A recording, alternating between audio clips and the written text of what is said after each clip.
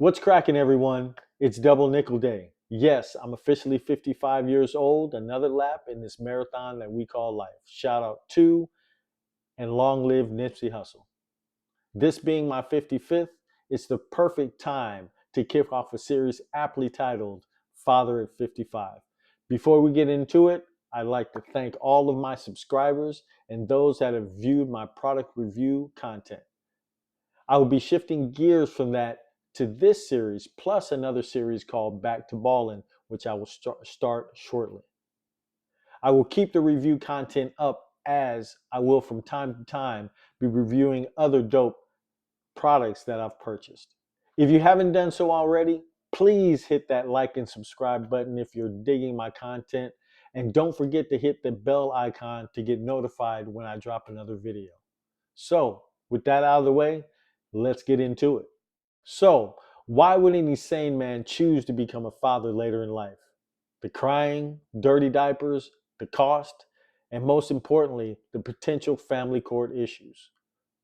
Well, I did choose to be a father at 55, so I will share my backstory and experience through this process so that I can make you think, laugh, and provide some guidance to any older man who still chooses to be a father at a later stage in life. Note, this is for men that plan to be fathers later in life. This is not for the oopsie dudes out there tricking with the younger women who are looking for a child support come up. I remember very few things from my childhood. Most people don't remember anything. The oldest memory I can recall today is from when I was around 4 years old. I guess as I get older, the more poignant memories stay and the less important ones are forgotten. Sometimes, if childhood trauma goes unhealed, those memories dominate your subconscious, preventing new enjoyable memories from taking hold. Maybe it's all the herb that I smoked. You rolling another one? Yeah. Oh. Why? Who knows? I was born in the early 1970s, and I consider myself lucky to be born as a member of Generation X. Our first introductions into music, at least in the black community, were rock and roll, R&B, and funk. I love funk. Sometimes I wish I was born in the 1960s so I could experience 1970s funk as a teenager. The first album I bought with my own money was George Clinton's Computer Games, and I love West Coast hip hop due to its funky bass lines. There were no video games, smartphones, or internet back then, and punishment was having to stay inside. Generation X came of age during the explosion of hip hop, Michael Jackson, and desktop computers, and I have fond memories of my teenage years, except high school. It was also the explosion of the crack epidemic and the rise of violent gang culture in Los Angeles and other large cities. In our 20s, my generation was blessed to experience the golden age of hip hop, R&B, and soul. We also burned the city because we were reminded, as has every generation before us has been, that we are second class citizens in the country we built and we had had enough. My 20s also saw me join the military, the Army to be exact. I enjoyed basic training in AIT, if you can believe that. Trained as a radar repairer and graduated with honors, second in my class. I earned high PT, the best physical training test score in my battalion, was platoon guide for a time, and won the mill stakes competition while I was in AIT. 4, 3, 2, 1. Happy 2000! My oldest son was born in 2000, and I already had a name picked out. Now, when I was 12 to 14 years old, I really had no direction, and my dad worked nights and wasn't home to oversee me and my brothers. I was doing horrible in school and lashing out. All that changed in the summer of 1984 when I saw Michael Jordan play in the Olympics. All I wanted from that moment forward was to, as the Gatorade commercial said back in the day,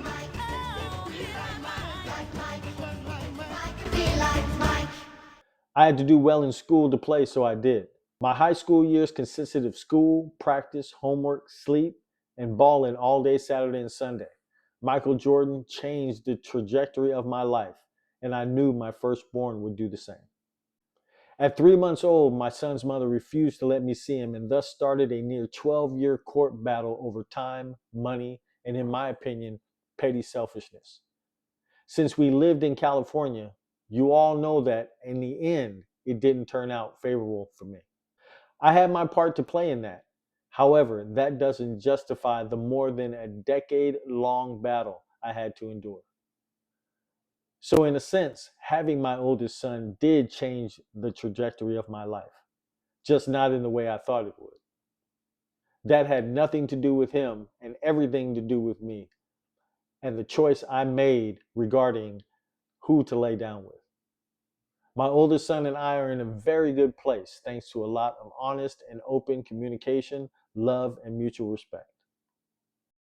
4, 3, 2, 1. Happy New Year, everybody! My second born son was born in 2002 with a woman that I should never have gone back to.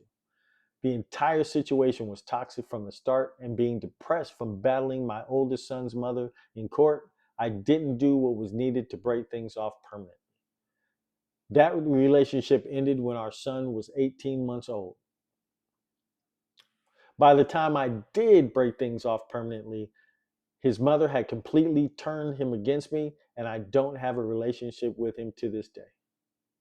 I say all of that to say, while a huge goal in my life was to be a husband and father, my first two forays into fatherhood didn't work out that well, and my first marriage was a failure. I was not able to be there for my kids, and I'm positive that affects them to this day. It ultimately came down to my immaturity and horrible choice in women. The former is directly correlated to the latter. So, why am I choosing to be a father at 55? It's simple. After my first marriage ended, I gave myself until 55 to find a good black woman who had good morals with no children and was down with the path I had for the rest of my life. Fortunately, Jah saw fit to bless me with that woman, and she blessed me with a third son. It was not easy, as I had to find someone that loved me from her core. I put in the work on myself, physically, mentally, and emotionally, and now I'm truly blessed. In the next video, I'll go into the work I put in to get my mind, body, and soul prepared for this journey. Also, I will discuss the women I found to have my son, and Jah willing a daughter, and how she made the cut. Until then, remember, mindset is the only word you can control. WFAW, bless.